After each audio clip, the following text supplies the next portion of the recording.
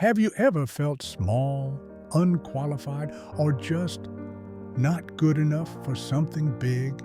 If so, you're not alone. Meet Gideon, an ordinary guy who became an unlikely hero, not because he was the strongest, but because he learned to trust in something greater than himself. This is the story of Gideon, from fear to faith. Our story begins in ancient Israel, a time when things were not going well for God's people. They had turned away from God, and for 7 long years, they were under attack by a group called the Midianites. These invaders would swoop in, steal their crops, and destroy everything. The Israelites were terrified. Many hid in caves, starving and afraid. Enter Gideon. We first meet him doing something a little odd. He's threshing wheat in a wine press. Normally, you do that out in the open, where the wind can carry away the chaff. But Gideon is scared. He's hiding from the Midianites, just trying to survive. And that's when something incredible happens. The Lord is with you, mighty warrior, mighty warrior. Gideon probably looked around like, who? Me? But yes, God had chosen Gideon to save Israel. Gideon isn't convinced. He says, "How can I save Israel? My family is the weakest, and I'm the least in my family." Translation, "You've got the wrong guy." But God replies, "I will be with you." That's all Gideon really needed to hear, but still, he was unsure. Gideon asks for a sign, and then another, and another. First, he offers a meal to the angel, who touches it with his staff, and poof, fire consumes it.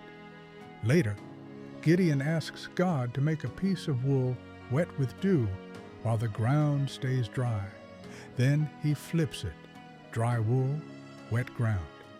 God, with amazing patience, gives Gideon all the signs he asks for. Why? Because God meets us where we are, even in our doubt. Finally convinced, Gideon gets ready for battle. He gathers an army, 32,000 men strong, but then God says, "That's too many." Too many? They're about to face an army that looks like a swarm of locusts. God wants Israel to know that victory comes from Him, not their numbers. So Gideon tells the scared ones to go home. 22,000 leave, still too many. God trims the army down to just 300 men. That's right, 300. And here's where it gets wild.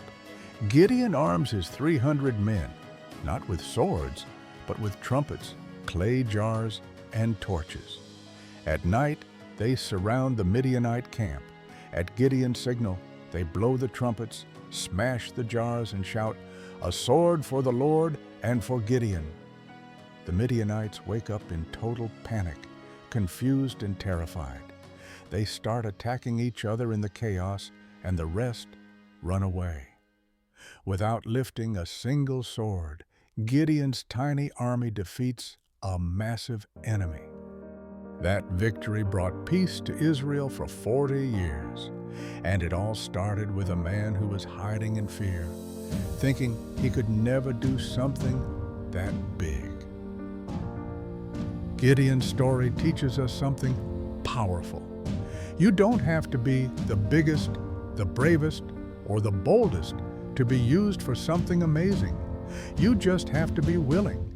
Gideon doubted himself, but God didn't. So next time you feel like you're not enough, remember, God can do a lot with a little, especially when that little is willing to trust. Thanks for watching.